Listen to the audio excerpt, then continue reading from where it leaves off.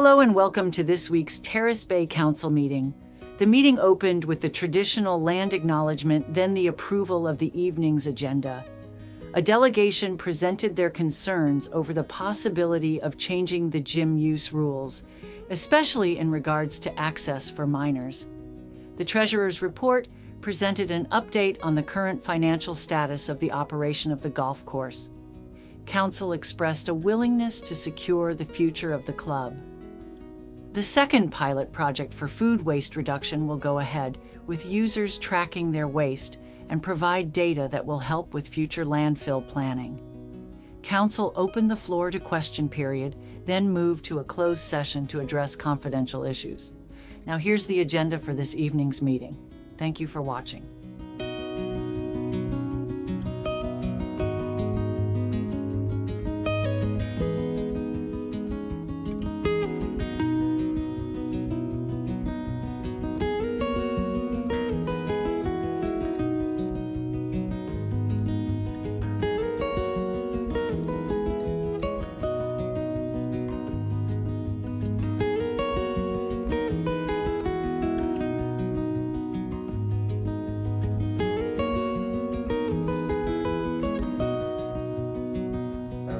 The hour of 6:30 on Monday, April 7th, 2025. I call this meeting of the Council of the Township of Terrace Bay to order. Declaration. Council of the Township of Terrace Bay hereby acknowledges that we are in the Robinson Superior Treaty Territory, and the land on which we gather is a traditional territory of the Nishnawbe and the Métis. Are there any additions, deletions, or amendments to the agenda? Hearing none.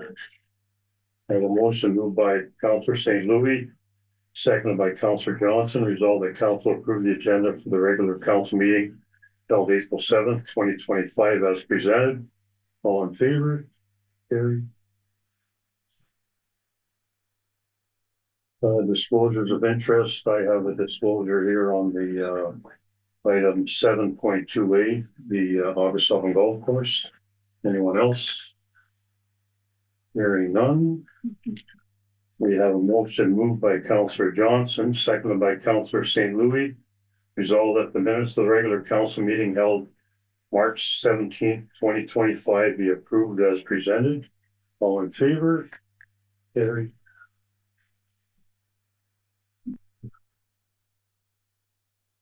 Item 6, delegation, deputations. Phil Figlamini. Phil, you're up. So sit up here, Phil, please. Yeah. I'm just gonna leave this on the table. Yeah, absolutely. Here, you guys can pass her. For those of you that don't know me, my name is Phil Figlamini. I've been a resident at Terrace Bay for about 11 years now, former Scribe resident, of course. I've been working out the gym for about over 20 years, I'd say.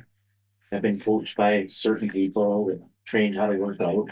I've emailed few counselors and Paul and John and Luke and about some concerns about the gym, about the expanded age limit, just some concerns. And I don't know if you guys read the emails or not, but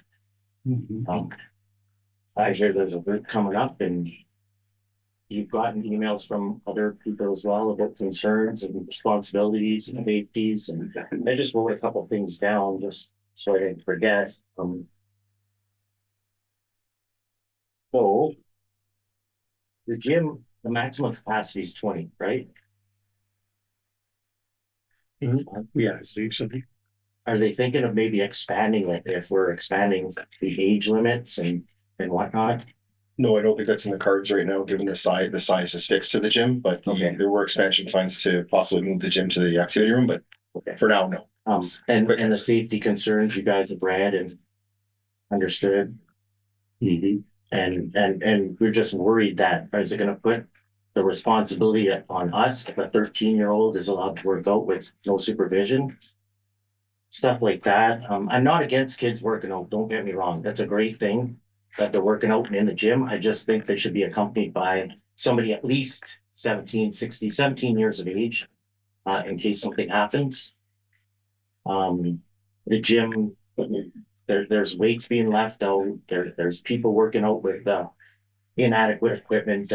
shoes, like slippers and just stuff like that. That I do not think that, and that's just my take. I do not think that the kids are mature enough at 13 or 14 years old. I have a 14-year-old daughter, and I wouldn't let her work out by herself.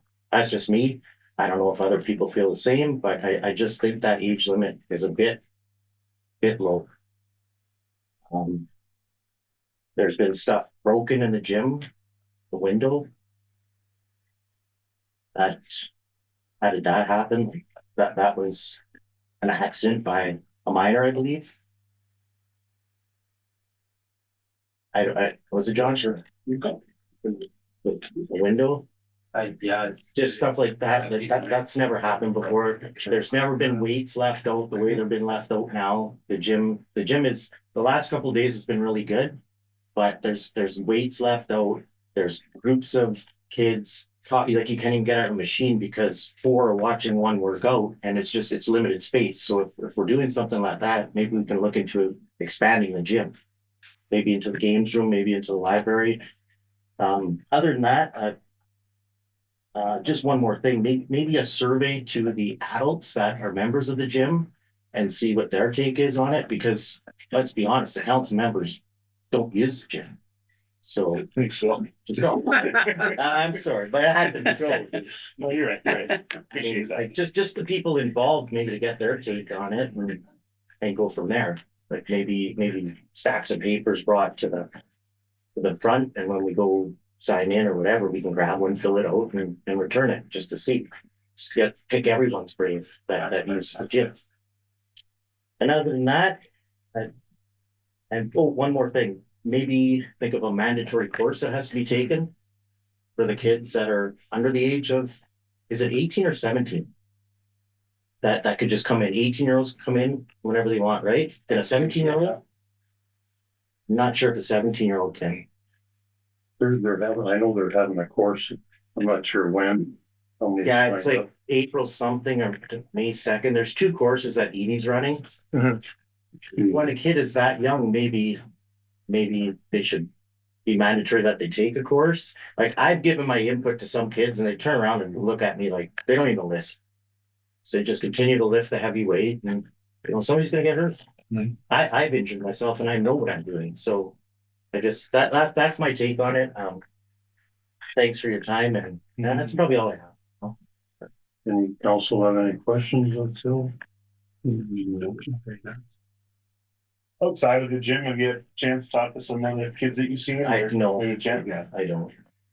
yeah, I mean, just looking at the room as well, right? Great opportunity for coaching. Yeah. And not to say it has to be you, but I appreciate your thoughts and concerns. Nothing else? Just a couple things. Just looking, obviously later on in council here, we're going to be discussing is going to be coming up a few things to do with the youth and whatnot and their fitness room access. And just, I know we don't work out in the gym, and that's true.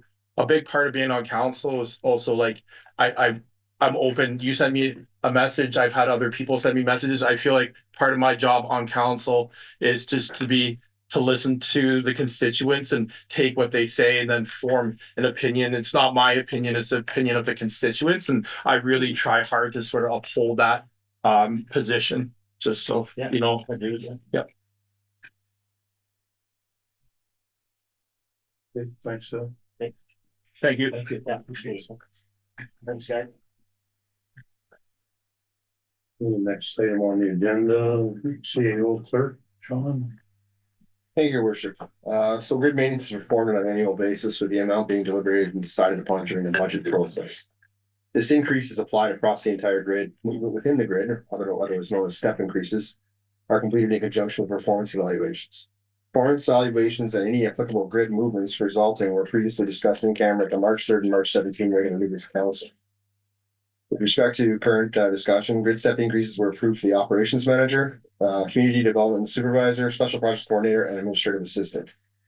Emanating from the 2025 budget deliberations, a bylaw reflective of a 3.75% increase for the 2025 year is being presented for approval. The grids attached. The change to the non-union grid will be effective retroactively to January 1st, 2025. The additional wage costs for wages at 3.75% increase year over prior year, plus step grade increases are estimated to be approximately $25,715 for the 2025 year and have been included in the 2025 budget. So the options are that council approve the 3.75% increase for the senior staff and non-union personnel salary grid, and the appropriate bylaw be brought forward. Or two, the council reject the 3.75% increase for the senior staff and non-union personnel salary grid and direct administration otherwise. Administration is recommending option one. Any questions? No. Okay, we have a motion here by Councillor St. Louis, seconded by Councillor Johnson. Resolve that council approve the 3.75% increase to the senior staff non-union personnel salary grid and that the appropriate bylaw be brought forward. All in favor? Carried. Next finance, Gary.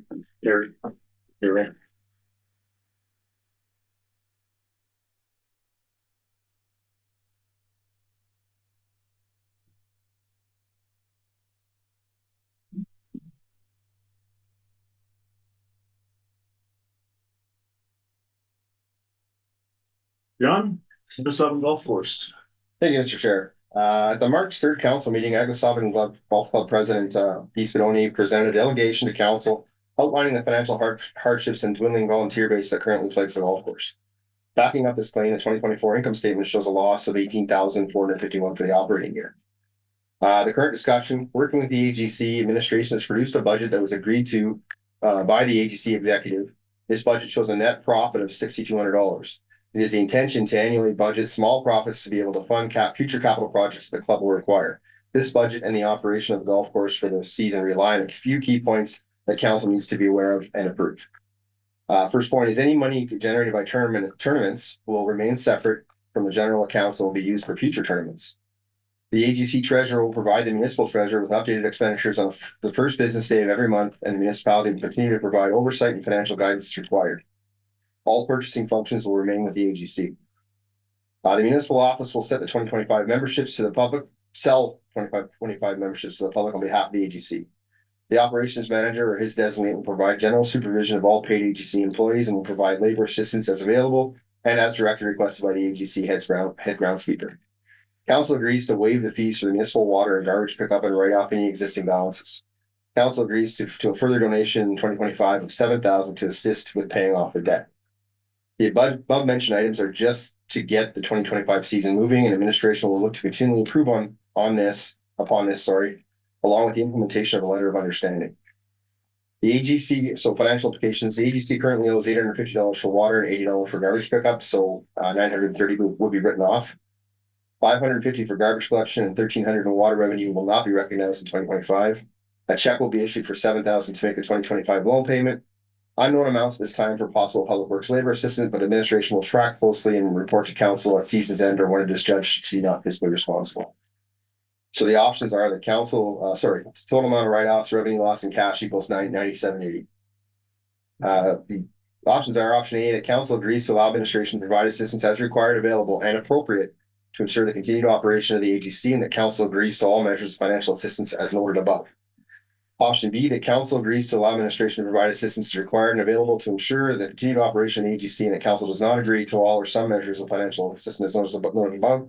And option C, that council not agree to any assistance, financial or other, and directs administration otherwise. Administration is recommending option A. Thank you. Any questions from council? No. This is, well, you know what, guys, we need the golf course to run. It's that simple.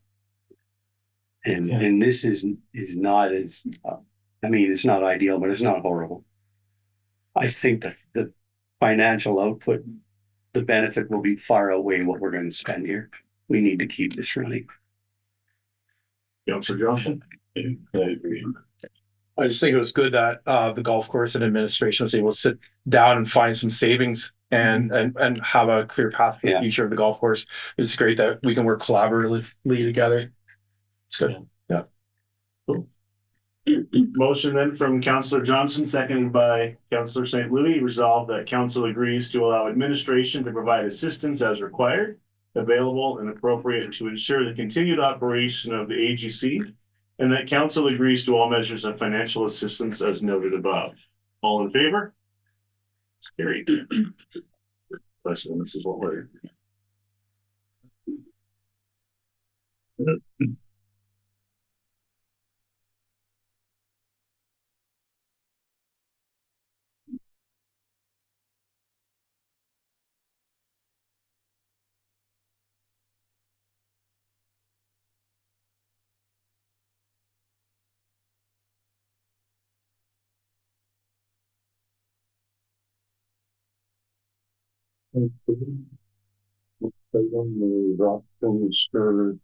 Unsuccessful tax sale. No. Thank you, Your Worship. So some background information. On June 7th, 2023, administration held a tax sale for the property located at 33 to 35 Simcoe Plaza, otherwise known as roll number 5854-000-002-00710. This tax sale was advertised in our local paper for 4 weeks, as well as the Ontario Gazette, as required under the rules of the municipal act. The property was also posted on Terrace website, as well as OntarioTaxSales.ca. The minimum tender amount at the time was of the tax sale was $181,656.12. And due to the extremely high number, there were no bids on the property. There are now 4 options to decide from. Option 1 is to write off the taxes on the property and choose to leave them under their current ownerships, re-advertise the properties, and with a lower minimum tender amount within 2 years. Option 2 is to vest in the property in the name of the municipality within 2 years, write off all the standing balances, and attempt to sell the vested property as surplus land. Option 3 is to re-advertise the properties with the current minimum tender amounts within 2 years, and option 4 is to do nothing and restart the tax sale process. Council will recall any municipally owned assets are now subject to PS 3280, dealing with asset retirement obligations, or AROs. We had a report late last year on that. With that in mind, administration had a consulting firm provide a preliminary assessment of this building and did not find any designated substances that would require recognition under PS 3280. Administration also walked through the property with the chief building official and property standards officer to provide an assessment on any obvious issues, structural exposure to the elements, etc.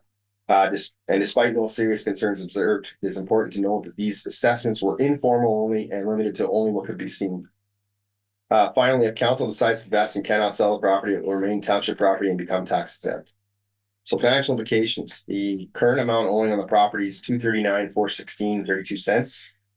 With this amount, while this amount will be written off, there's potential to recoup some of the funds via sale. Council's options are summarized in the current discussion section. The recommendation, administration recommends option 1.2 to vest in the property, write off all taxes, and attempt to sell it at a discounted price.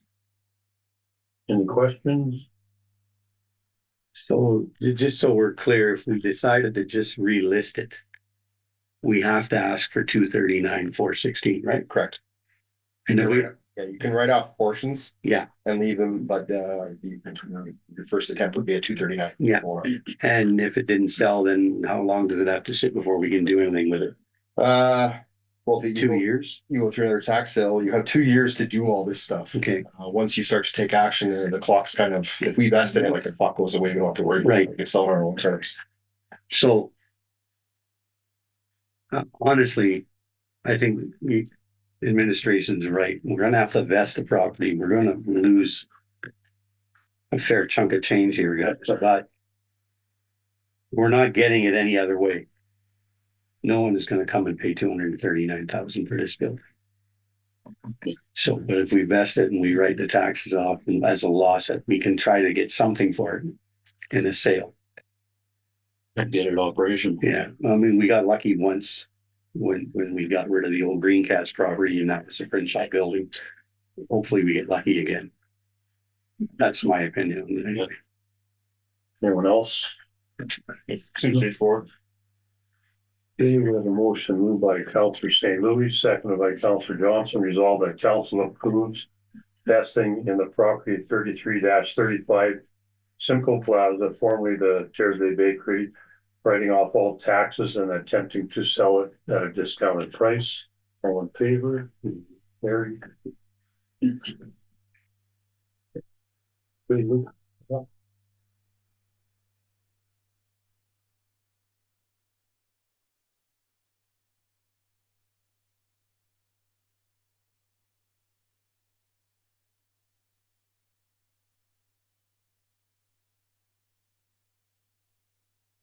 Thank you.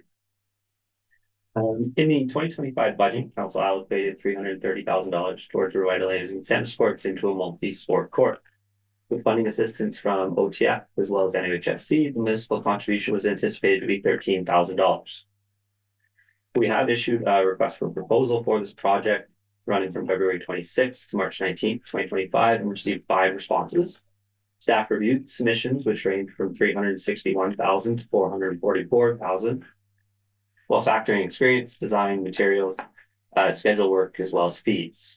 All proponents identified that the municipality would need to supply an electrical contractor for final hookup of the lighting. The lighting specifications have been forwarded to electrical contractors for pricing. However, at this time is estimated at $12,500. Staff have selected court service specialists as the preferred proponent. However, their price plus the estimated electrical hookup results in the project coming in approximately $43,600 over budget. As per bylaw 18-2021, the procurement policy, council approval is required when an acquisition or contract change order exceeds the level authorized by council by more than $10,000. So although the project total is above the budgeted estimate, if council chooses to move forward, the additional financial impact to the municipality will be significantly less than the projected $43,600. The updated cost allocations would be as follows: so $200,000 from OTF, $156,300 from NHFC, and $17,300 from the township. Therefore, the net impact to the municipality would be an additional $4,300. So our options are: option A, the council approves an additional $43,600 towards the multi-sport court project. Option B, the council does not approve the additional funds towards this project and directs administration otherwise. The recommendation is option A. Any questions? Where's the contractor from, Lou? Stella, Ontario. Do you have an estimated timeline? When I talked to them last week, they said probably first week of July. Wonderful. They'd be started the first. They would start the first week of July, And what do they think to be finished? around September. But they'd said that they build in several rain days. Okay, The guy said that they try to go late because people get upset if they go late, so they want to be done early. That'd be good. School starting in September. I think that would be great. No other questions? $330,000 project. Actually, it's coming in higher, right? What did we say it was gonna be? We thought it would be 330 Yeah. originally, and now we're at 370. 370, and our portion of that is 43.6. Our portion would be 17. 17. That's a pretty good deal. I like those numbers. Exactly. Okay, No other questions? Okay, we have a motion moved by Councillor Johnson, seconded by Councillor Dubé. Resolved that council approves an additional $43,600 towards the multi-sport court project. All in favor? Carried.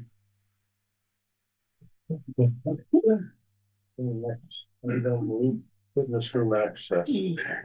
Okay. At the March 17th, 2025 council meeting, council received a letter from a group of high school students requesting expanded access to the fitness room. Council discussed the potential costs and benefits of expanded access. The PATH administration would bring a report to this meeting. So when registering for a fitness room membership, all users or guardian must sign off on the fitness room rules and regulations. Current rules and regulations state that item 3 must be 13 years of age to become a member or use the facility. No one under the age of 13 is allowed in any area of the fitness room. Item 4, members 17 years and under will only be granted access to the fitness room during staffed regular hours of operation. These users will not be granted after hours access to the facility. The only exception being is if the member will be granted access after hours when accompanied by a gym member who is a family member aged 18 and older and who will be responsible for the member under 17 years old.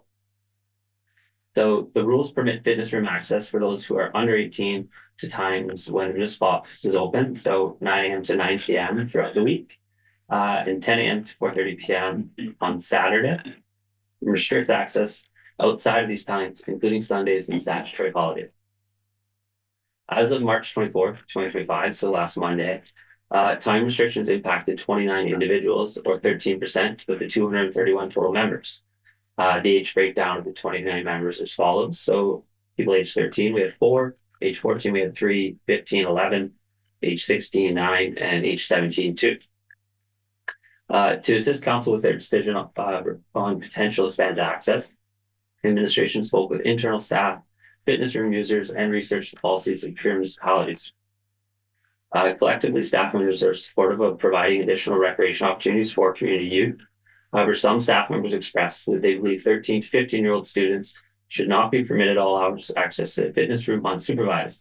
These staff members reasoned that by age 16, students have completed multiple years of high school and therefore have likely had 2 fitness room familiarizations as part of their health and wellness classes. Staff members also identified that 16 is the age that Ontario determines individuals have reached the point of maturity to begin driving. Many of the fitness room users we spoke with expressed that having students in the fitness room was better than them having them into something that they shouldn't, and were unaware of the existing time restrictions imposed on members under 18. However, several fitness room users did express concern and displeasure at the notion of expanded access. The primary issues raised were general safety concerns regarding students accessing the facility without on-site supervision, concern over the maturity level of unsupervised youth, improper use of equipment and improper lifting techniques, an increase in fitness room usage may interrupt personal workout routines, and concern that they would personally be legally responsible for the supervision of students and therefore be liable if an injury occurred when both parties were in the facility. It's important to note that we did not speak to all fitness room users or issue a survey, and that this feedback identified is likely not reflective of all members' opinions. So we did connect with Red staff in Scribe, Nipigon, and Red Rock to discuss their policies regarding fitness room access. All 3 communities permit membership starting at age 13. Regarding user access, Scribe's policy states that members between 13 and 15 shall only access facilities when accompanied by a family member of 18 years or older who will be responsible. In Nipigon and Red Rock, members aged 13 to 15 must be accompanied by a valid fitness room member 16 years of age or older who accepts responsibility for the younger individual. RecStaff from these communities did not identify concerns with their policy or frequent issues with the student. Similar to Terrace Bay, each community has cameras monitoring the facility and a restoration policy to handle individual discipline as needed. The town of Marathon has a privately owned fitness room, and therefore their operating procedures were not considered for this report. So council has several options to consider, all of which have their own merit. Some of these options include status quo or continue with the in-place time restrictions for fitness room users under the age 18.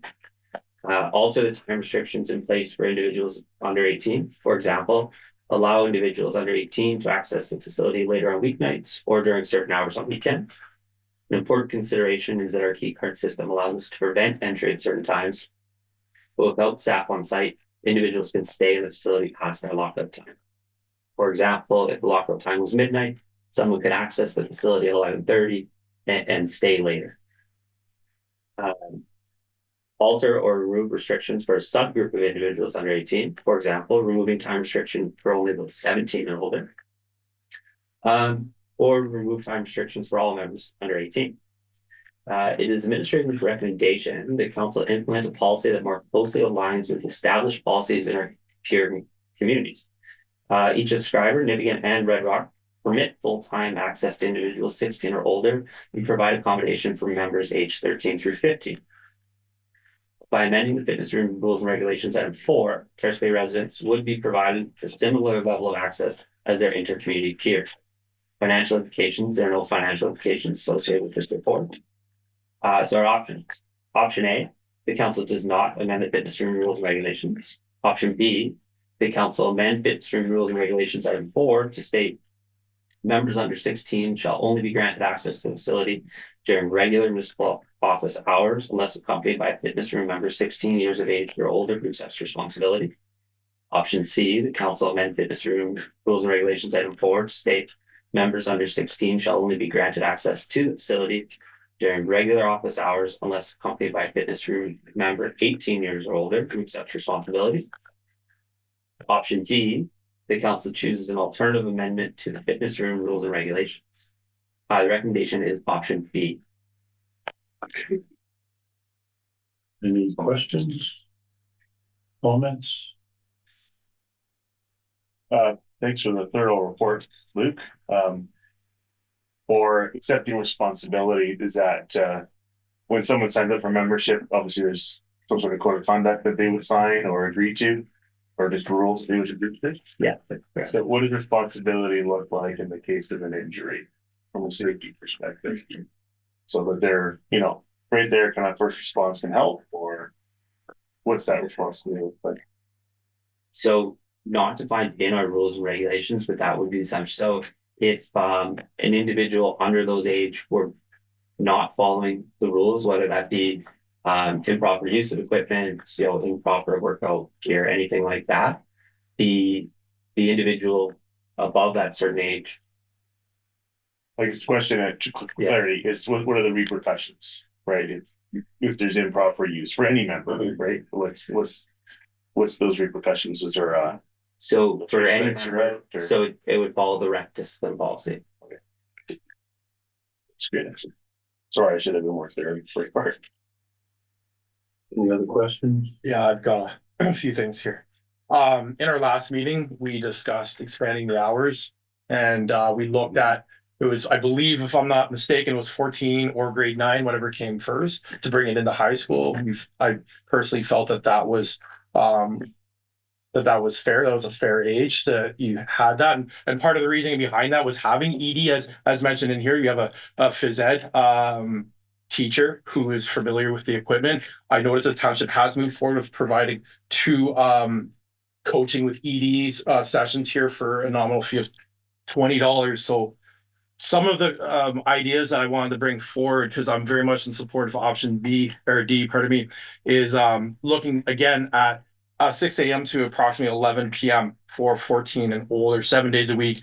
A lot of students here, they're on sports teams or they play hockey. And if they can't access it on Sundays or say stat holidays or say they work, then it allows them to access that gym time in those times, even though there might not be somebody here. Again, we do have cameras here and we do have a rec policy. So one of the points brought up by Phil is that, you can't get out of machine. So that having students have these expanded hours quite possibly could alleviate some of those like concentration, because a lot of these students, from what they've communicated to me, is that there's only certain times they can access it, so it limits their time to go and do that, and it might conflict with other adult members. What I'm also proposing, like potentially that swipe card could be catered to that age group, say 14 to 18, so they would only be able to access it from say 6 a.m. to 11 p.m., but it would be 7 days a week access. Anybody signing up, another idea was that, again, we brought it forward at the last meeting, and to reiterate, is that mandatory training from ED, that anybody, regardless if you're an adult or if you're a student under the age of 18, that you undergo like a mandatory, again, Phil brought this, which is great. What are the fitness rules and what are the etiquette of this? And he brought up, students or kids lifting outside of their comfort zone and ability zone, and not putting things back in the proper spots. And for me, that speaks to maybe they don't understand gym etiquette, and we need to utilize the people in our community who understand that. Parental sign off. I did take the liberty to bring the Terrace Bay Community Center gym membership is 22 itemized list of like the rules and responsibilities. And from my understanding, parents are required to sign off. So from a liability perspective, I'm almost wondering, like, if say students are using it unsupervised, or I say students generally speaking, but 14 to 18 years old is what I'm referring to.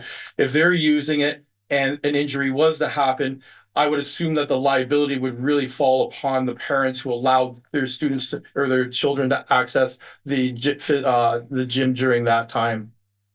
Again, going back to what word did you use, Luke? You called it the Disciplinary policy. Yeah, so I'm almost wondering, like, from again, as a teacher, we have something called like progressive discipline. So for instance, again, looking at the cameras, you would have, say, and maybe there's a complaint, okay, somebody's doing this, regardless of what age you are, then again, I brought this forward. We sort of debated back and forth, Councillor Duno, about like it's not just kids, it's also adults, but like for the full everybody who accesses it should be like a 3-strike progressive discipline policy in place where like maybe the first time something happens, that individual spoken to, second time potentially is like maybe a day or two or a week suspension, again hypothetically speaking, and then after that it could maybe look at like, hey, should this person even have access to this building? Should they their license be revoked or their membership be revoked?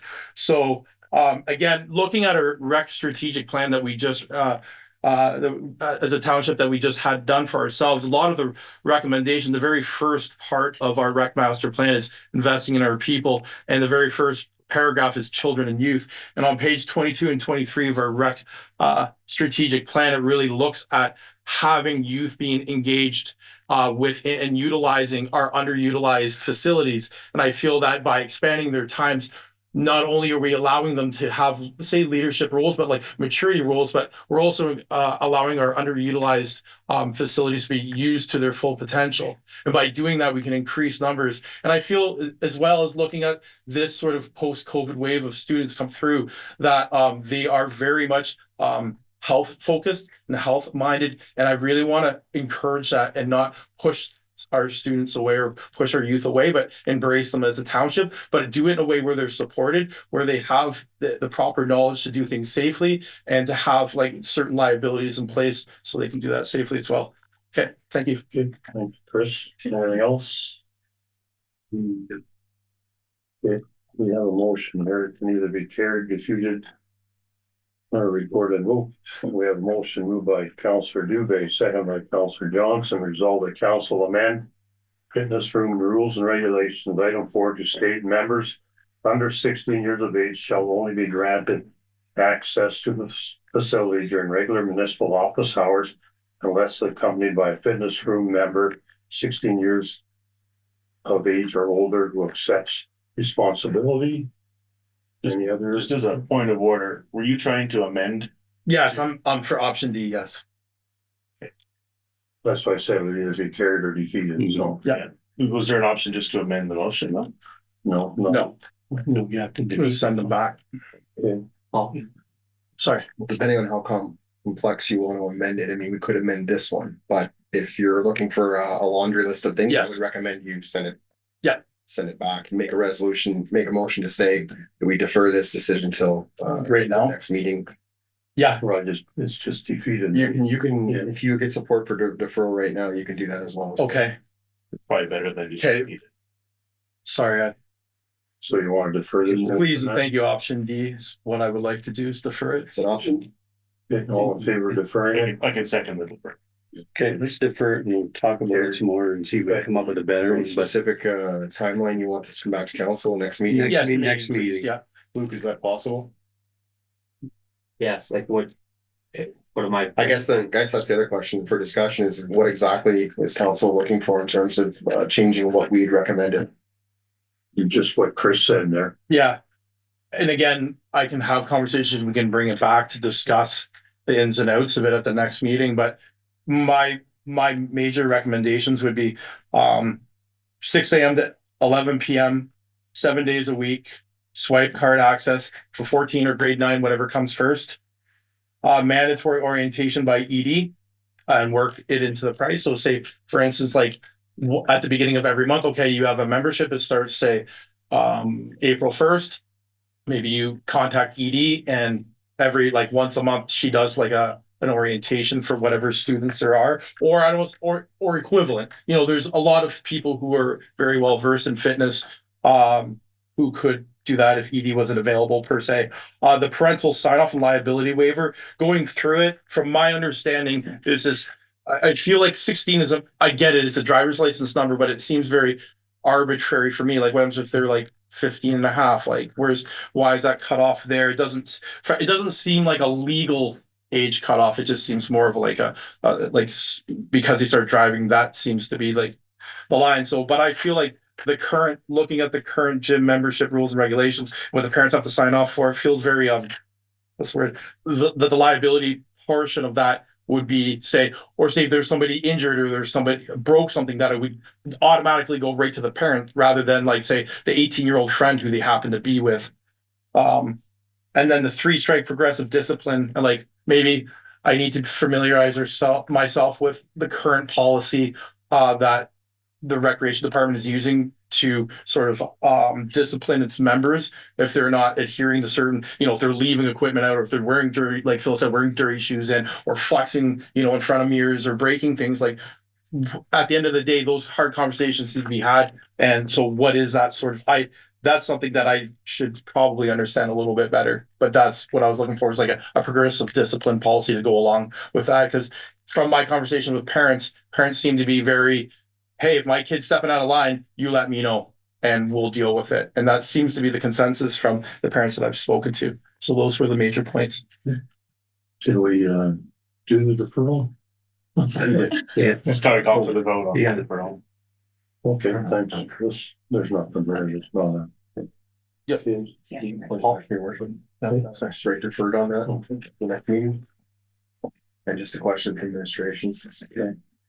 So administration's made a recommendation, don't know that we will go back with this information, Councilor Dubé, and create another option, but our recommendation may remain the same. It may move to the other option, just so council's aware. So basically, an identical report will come to the next meeting with a possible little bit additional information, and then there'll be another option there available. Just because it's option D and we do something else, that's why there's no other option for that tonight. So Okay. again, there's a laundry list of things there that we need to change and look at. So just for clarification for council's purposes and everybody sitting here as well too. Unfortunately, the decision's been deferred for another meeting cycle. So Okay, next item, Luke, is beautification committee appointments.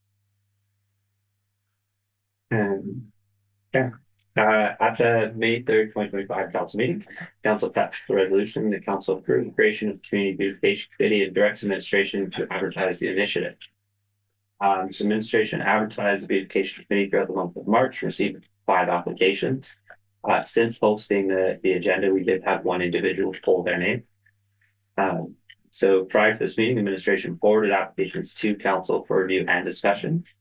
And administration is recommending that the now 4 applicants be appointed to the beautification committee. Committee terms of reference will be brought to council for approval at a later meeting. No financial implications associated with this report. So our options: option A, the council approve A. Birch, M. Chatelet, S. Hartberg, and A. Falzetta to the beautification committee. Option B, the council does not approve these individuals to the beautification committee, who directs administration otherwise. The recommendation is option A. Any questions? No. All good. Thanks, Luke. The motion moved by Councillor Johnson, seconded by Councillor Dubé. Resolve that council approve Alexandra Birch, married to Chatelet, Sylvie Harper, and Ariane Falzetta to the beautification committee. Hold on. I've got Bruce McCallum on mine. No, he said one draw. He pulled it. Oh, he did? Sorry, my bad. All in favor? Carried. Next item, Luke, fitness room access for St. Martin's School grade 7-8 class. So Terrace fitness room rules and regulations, item 3 states that no one under the age of 13 is allowed in any area of the fitness room. So St. Martin's grade 7-8 class have requested access to the fitness room for 1 week during their regular gym class time, 1 to 2 p.m. However, this class has 3 students who are 12 years old. As this is a school activity and students will be directly supervised by their teacher, administration is recommending temporary exception to the fitness room rules and regulations. So there are no financial implications associated with this report. Our options are option A, the council grants temporary exception to the fitness room rules and regulations and allows St. Martin's School grade 7-8 students under the age of 13 to access the fitness room for school purposes. Option B, the council does not grant a temporary exception, directs administration otherwise. Recommendation is option A.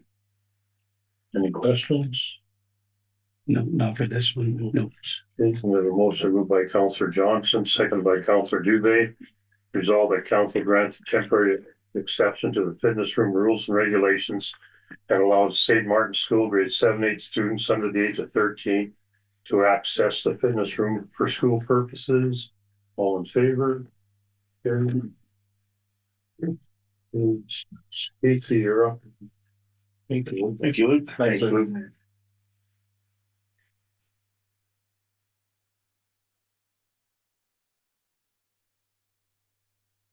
I'll let others go first here.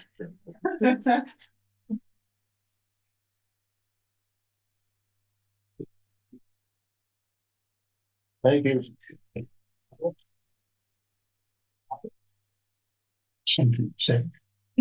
You won't be insulted if you leave. No. No. No. You're welcome to stay. Thank you for coming, guys. Put that back in the gym. Yeah, sure, Phil. Thank you very much. Good night. Good night. Stacy, drop your pen. Just kidding.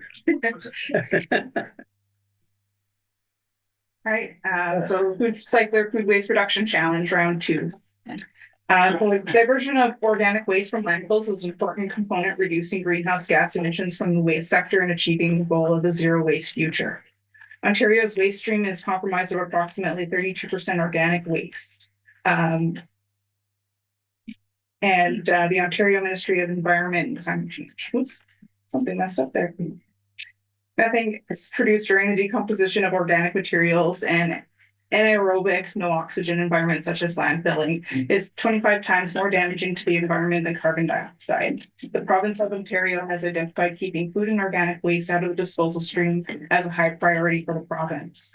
The Province of Ontario Food and Organic Waste Policy Statement, published April 30th, 2018, included targets for waste reduction and resource recovery of food and organic waste in larger municipalities, multi-unit residential buildings, industrial and commercial facilities, educational institutions, and hospitals from 50% to 70% by 2025. While these targets are not applicable to the township of Terrace Bay, they do give an idea of the scale of diversion that is being worked on across the province. For municipalities such as Terrace Bay, where targets do not apply, the policy has other requirements, including municipalities shall develop and implement their own promotion and education programs aimed at preventing food waste. The focus of the education program should primarily be on reaching consumers directly through the information that will assist consumers in preventing and reducing food waste. Section 4.6, where the collection of food and organic waste is not provided, municipalities shall provide for the resource recovery of food and organic waste through means such as home composting, community composting, and local event days. While backyard composting is a valuable and viable tool for organic diversion, it also has its challenges. Fears about attracting wildlife seems to be the #1 issue that keeps people from utilizing backyard composters. While proper composting can reduce the attraction of wildlife, it is a concern that residents have, making some hesitant even consider backyard composting. So our current discussion is, since their presentation to council on February 18th, 2025, Food Cycle Science has drafted a proposal for a second pilot program for Terrace Bay, reintroducing the community to its improved compost alternative with the goal of having 50 more homes in Terrace Bay utilizing Food Cycler in the next year, compared to the first pilot program of 36. The proposal includes a municipal subsidized purchase. Food Cycle Science is looking to receive high-quality data from the pilot program participants regarding food waste diversion, as well as receive high-quality feedback from residents, staff, and council regarding the feasibility of a food cycle or food waste diversion program for Terrace Bay and similar communities. It would also demonstrate the viability of the technology and solutions in a municipal setting, so the model can be redeployed in other similar communities in Canada. Residents who purchase a unit will be required to track weekly usage of the food cycler during each week for 12 weeks. Sample tracking sheets are included in the resident guide that will be provided to each buyer. At the end of the 12 weeks, residents must report their usage and answer a number of survey questions. This pilot program has several benefits for Terrace Bay, such as the opportunity to trial a home-based food waste diversion solution at a cost well below market prices, reduce food waste going to the landfill, which supports local climate change goals, opportunity to bring new technology to residents at an affordable price, and an opportunity to obtain data that could be used to help develop future organic waste diversion programs. So for financial implications, if we were to proceed with the pilot project option for 50 households, would have an estimate net cost of $6,600 HST to the township. And the breakdown is below for the option for the 50 households. and have the breakdown there for the total invoice amount and then that municipal cost. So I have two options before you. Option A, approve the recommendation of the development of an organic waste diversion initiative through the introduction of a second pilot program in partnership with Food Cycle Science, utilizing the food cycler technology, and to approve the municipal subsidized purchase of 50 food cyclers units for this project. Option B would be do not approve the recommendation for the development of an organic waste diversion initiative through the introduction of a second pilot program in partnership with Food Cycle Science, utilizing the food cycler technology and to improve municipal subsidized purchase of 50 food cycler units and direct administration otherwise. Our recommendation is option E, to approve the recommendation. Okay, any questions? No, this is, Great fun. I have one and I use it. I like it. So Stacy, the last, ones we had, did everyone fill out the survey and all that other stuff? Yeah, actually, we did have 100% participation and replies, and that was 36 people. Makes good compost. No other questions? Effective on landscape. Yeah. Okay. We have a motion moved by Councillor Dubé, seconded by Councillor Johnson, resolve that council approve the recommendation of the development of an organic waste diversion initiative through the introduction of a second pilot program in partnership with Food Cycle Science, utilizing the food cycler technology, and to approve the municipal subsidized purchase of 50 food cycler units for this project, and that the appropriate bylaw be brought forward. All in favor? Carried. Next one, State Seed Product Care Association of Canada, hazardous waste. Thank you. So Product Care operates extended producer responsibility programs in Canada on behalf of its industry members pursuant to applicable regulations. Product Care operates Ontario programs pursuant to the Hazardous and Special Waste Products Regulation, OREG 449-21, issued under the Ontario Resource Recovery and Circular Economy Act, for which Product Care is registered as a producer responsibility organization with Resource Productivity and Recovery Authority. This agreement succeeds and replaces the current Product Care Municipal Industry Stewardship Plan Material Services Agreement between the parties dated October 1st, 2021, as of the effective date. So our current discussion is that municipalities and the municipal working group came together for discussions and feedback on the HSP agreement and program model throughout 2023 and 2024. Municipalities are an integral partner and a member, and a number of improvements have been made based on the feedback received. Product Care with Ontario municipalities and the HSP working group have come together with a new format of the Product Care Municipal Hazardous and Special Products Services Agreement. They finalized the template and are proceeding with a transition to the new agreement effective January 1st, 2025. It is intended to replace an amended ISP agreement dated October 1st, 2021. Recognizing that we are already into 2025, Product Care is committed to making payments retroactive to January 1st, 2025, based on the terms of the agreement once the agreement is signed and fully executed. So for financial implications for collection services and post-collection services for collection events such as our household hazardous waste day, Product Care will pay the municipality in an amount per kilogram for the weight as determined in section 4.2 of the HSP materials received at collection events as set out in table 2 below that you can see here. So paint coatings, $2.66 per kilogram, pesticides, $3.21 per kilogram, solvents, $2.54 per kilogram. So two options ahead of you tonight. Option A, approve signing of municipality hazardous and special products materials service agreement with Product Care Association of Canada and that the appropriate bylaw be brought forward. Or B, do not approve the signing of municipal hazardous and special products materials service agreement with Product Care Association of Canada and direct administration otherwise. And our recommendation is option A, to approve the signing. Any questions? We need this. So Stacy, goes with our hazardous waste day, or that? Yes, that's correct. Okay. Yeah, I So- have to do reporting every year for this, and then based off of that reporting, they then pay accordingly. So like, what about the other stuff like gasoline and oil and all that other stuff, that's not included in this? That's not included in this section. Just whatever here, yeah? Yeah. Okay. Any other questions? We have a motion moved by Councillor Johnson, seconded by Councillor Dubé, resolved that council approve signing the municipality hazardous and special projects material services agreement with Product Care Association of Canada, and that the appropriate bylaw be brought forward. All in favor? Carried. Thank you. Jason. Communications, a request to the Council Chairs Bay from Chairs Bay Minor Hockey.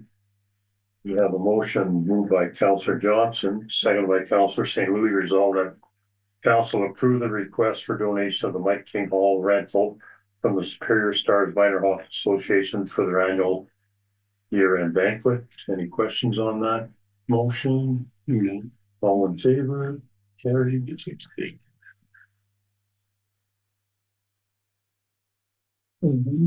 Bursary letter from Lakeshore High School.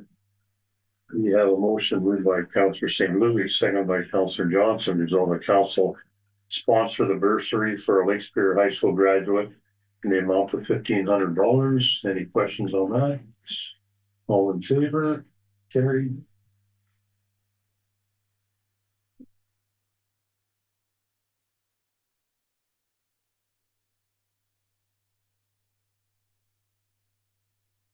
And the motion moved by Councillor Johnson, second by Councillor St. Louis, resolve that council direct administration to send an individual letter to David Piccini, Ontario Ministry of Labour, Immigration, Training and Skills Development in support of the Ontario Immigrant Nominee Program. Any questions on that?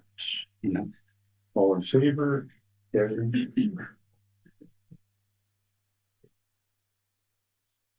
Star bylaws. We have a motion moved by Councillor St. Louis, seconded by Councillor Johnson, resolve that council approve a bylaw to fix the remuneration of senior staff members and non-union personnel of the municipality to be read a first, second, and third time, finally passed, signed by the mayor and clerk, sealed and numbered on the 7th day of April 2025. Any questions? All in favor? Carried.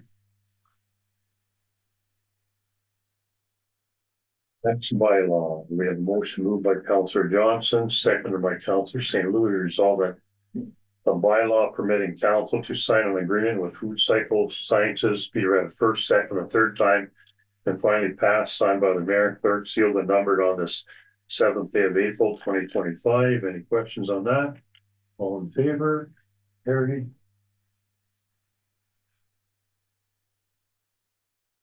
Another bylaw moved by Councillor Johnson, seconded by Councillor Aduno, resolve that a bylaw permitting council to sign the municipality hazardous and special products material service agreement with Product Care Association of Canada be read first, second, and third time, and finally passed, signed by the mayor and clerk, sealed and numbered on the 7th day of April 2025. All in favor?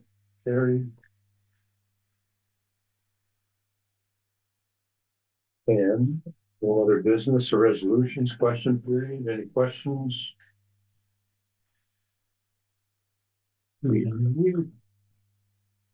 Just asking right now, those online, putting up the call for questions.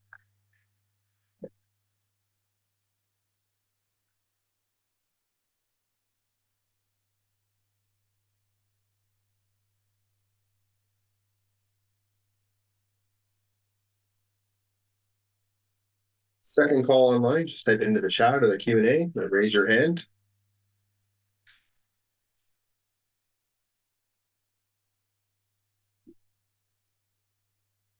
And third and final call online. Don't believe there's any questions on it. Thanks. Thanks, Bevan and Virginia. Thank you. We have a motion moved by Councillor Aduno, seconded by Councillor Johnson, resolved that council move the next portion of this meeting in camera at 19:27 to discuss the approval of the minutes from the agenda from the previous in-camera session, March 17th, 2025, and one matter concerning a position plan procedure criteria or instruction to be applied to any negotiations carried on or to be carried on by or or on behalf of the municipality or local board regarding residential lot sales agreement. All in favor? Carried. Thank you, and we will recess for 5 minutes.